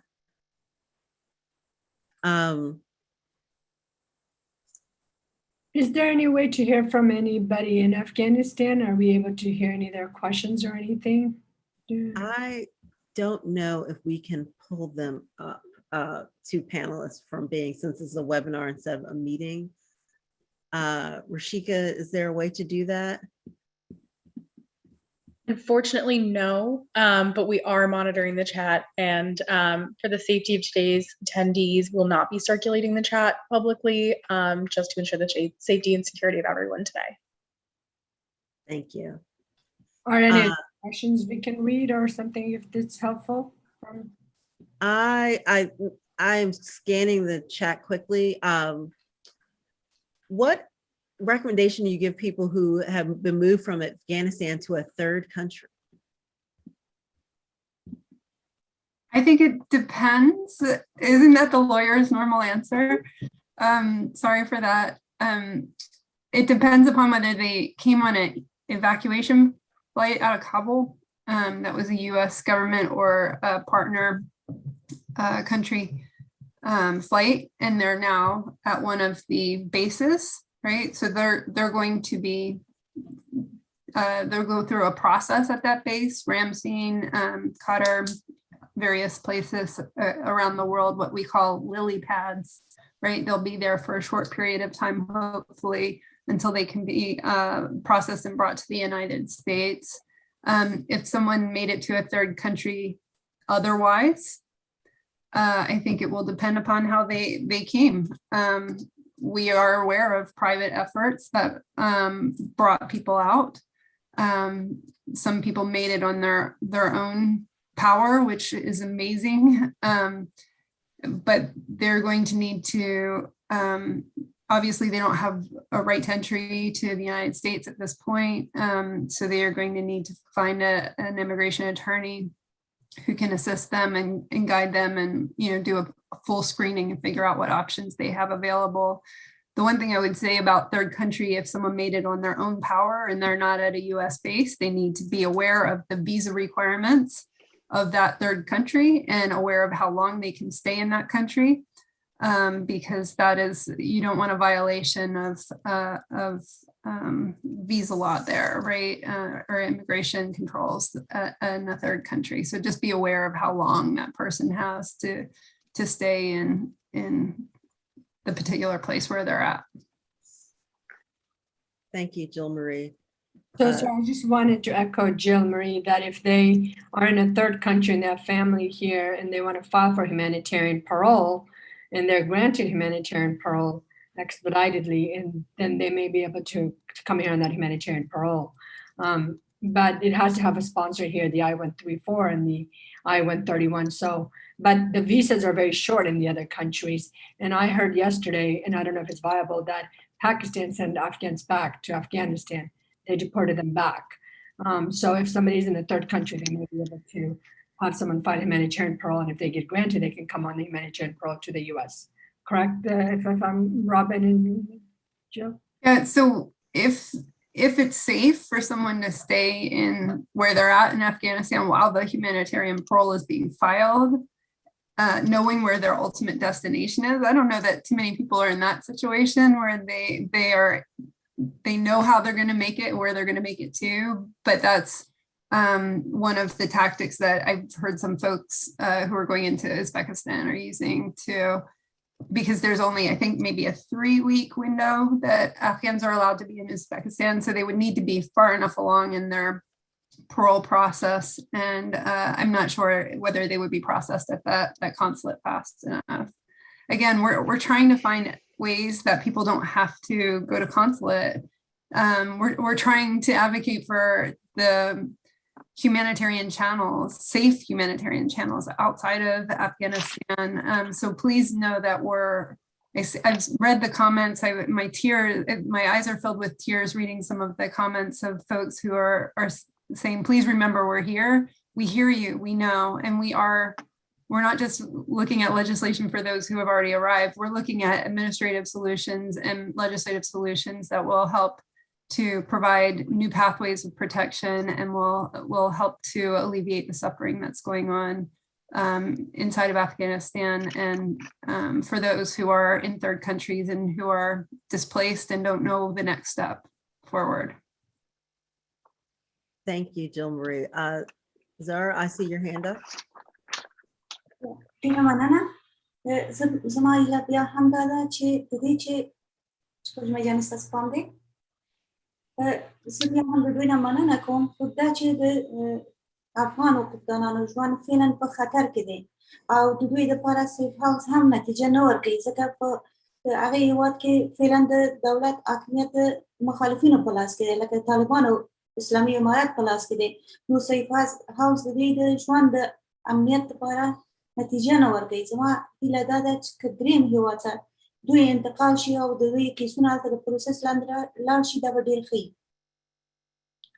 So Zahra is saying is that, safe houses are not really secure in Afghanistan because the Taliban are ruling everything. And so the way that we look at safe houses here is almost non-existent in Afghanistan. And if there's a way to be able to help them evacuate to the US in an expedited manner, that would be a better option. And I know that people are moving from house to houses to be safe, but the traditional safe house is not really a viable option at this time. زما غوښتنه چې دوی که درېیم هیواد ته انتقال شي دا به د دوی د ژوند د خوندیتوب لپاره بهتره وي تر څو چې د دوی کیسونه پروسس لاندې راځي. So she's saying is that it's important if we can negotiate with other countries to take these individuals that are in danger while they're waiting for their process. That's much better than being in a safe house in Afghanistan because there's no government, there's no military, the Taliban are ruling it, and it's not a viable option for individuals. Say that? Yeah. Thank you. I do see some questions in the chat, and I think that Judge Ruiz already responded to this, but it was a comment that, what about the male judges? They're under crisis as well because of the prisoners. And I think she already responded by saying she's an organization of women judges, and so that's why their focus is on women judges, but that it's not their idea to leave male judges behind. They are trying to help as many people as possible, but the women judges are their focus because that's what their association is about. Judge Wes, is that correct? Am I characterizing your response correctly? Yeah, yes, it is. These judges, the women judges of Afghanistan, are our members, and we are focused on them. We have limited resources. We're not doing for them as much as we would like to, frankly, but we are painfully aware that others are very vulnerable and in danger. Male judges, prosecutors, other, women's rights activists, their courage has been incredible. Women have been protesting in the street. It just takes your breath away. It really takes your breath away. The courage, the determination. But as an association, we are focused right now on our members as we have to. Thank you. Is there an effort to link bilingual parolees who need employment to get work with resettlement agencies who are staffing up with speakers that speak their native languages? For resettlement agencies, you will see we're in a mass hiring situation.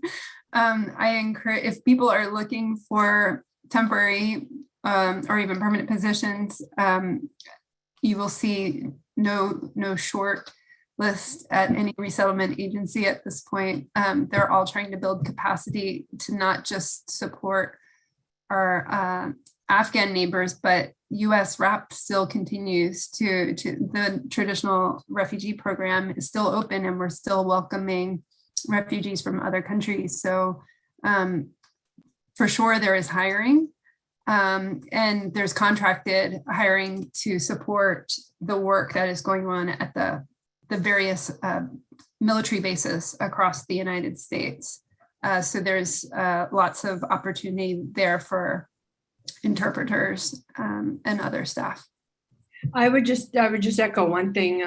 Thousands of Afghans across the country, from East Coast to West Coast to Midwest and everywhere, they're genuinely giving their time and efforts. And I echo this on behalf of my fellow Afghans: is if your organization, your nonprofit, is utilizing the services of Afghans who themselves need financial means, a lot of them are new arrivals, SIVs, I would encourage organizations to please hire them rather than being volunteers. And second of all, if you are having these wonderful documentations, and I know Jill Marie has done a great job, I'm sure Robin, I asked for some documents. We are providing these documents now more than ever. These documents need to be in Dari and Pashto. I personally can say I can get you dozens of people that could use the finances. So we are relying obviously on volunteering basis, but if we're able to pay these Afghans here to both serve as translators, volunteers, and to do documentation, that we find a means to be able to compensate them, because they're all struggling also. I wanted to just quickly add something on that piece of it. And I think it relates to a lot of the questions and a lot of what we've been speaking about today.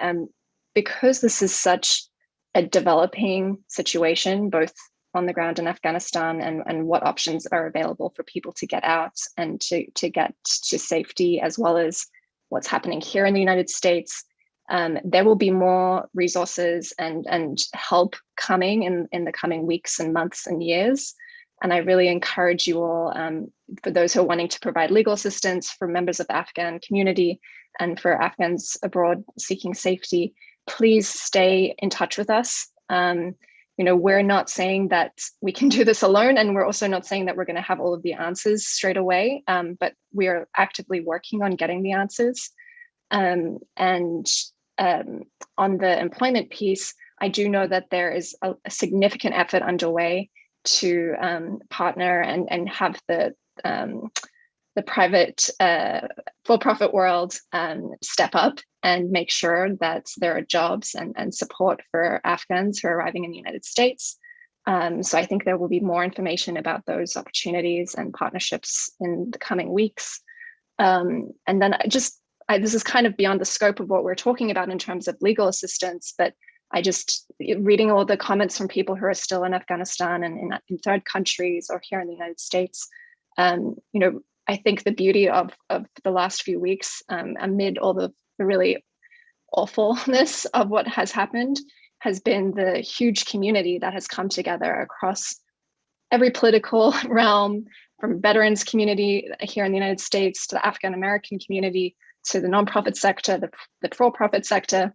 I've worked with people that I've never worked with before, with the common goal of trying to empower and support our Afghan sisters and brothers. And I encourage you all, if you have ideas and see a need for something that needs to happen, reach out to us and suggest it and work with us to set this up, because we need your help. And I think we're all very much being flexible and creative with how do we best support our Afghan sisters and brothers in the coming weeks and months and years. So I just wanted to voice that.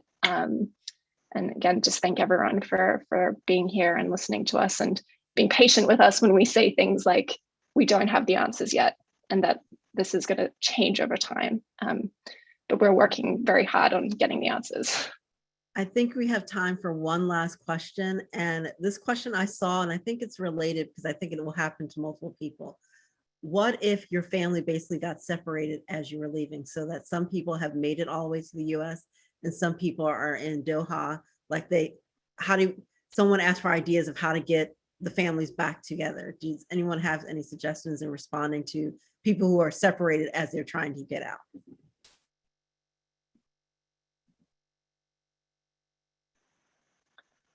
I believe from my conversations with US government officials that this is something that they're very aware of and working to resolve. And so I think one option is, if you do have a family member that was separated from you, or you have clients who you know that there's been family separation that's occurred, whether abroad or even after arriving here in the US, because we have heard of that happening, please reach out to us, and we will then work with you to try and flag this situation to the responsible US agency and resolve the issue. So again, in my clients, I only had one that was separated. The 18-year-old was separated from the rest of the family, and they ended up in different locations. I reached out.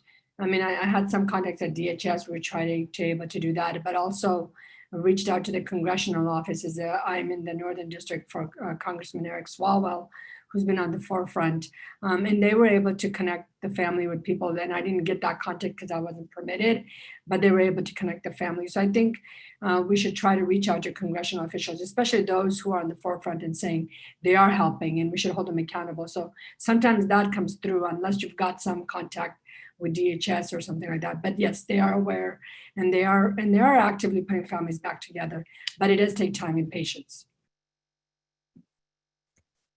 Thank you all so much for joining us for this free webinar. We'd like to express our gratitude to this esteemed group of panelists. You're all doing such critical and important work, and we thank you for taking time out of your super busy schedule to share your experiences. The section of Civil Rights and Social Justice provides free webinars and resources for legal professionals and advocates nationwide.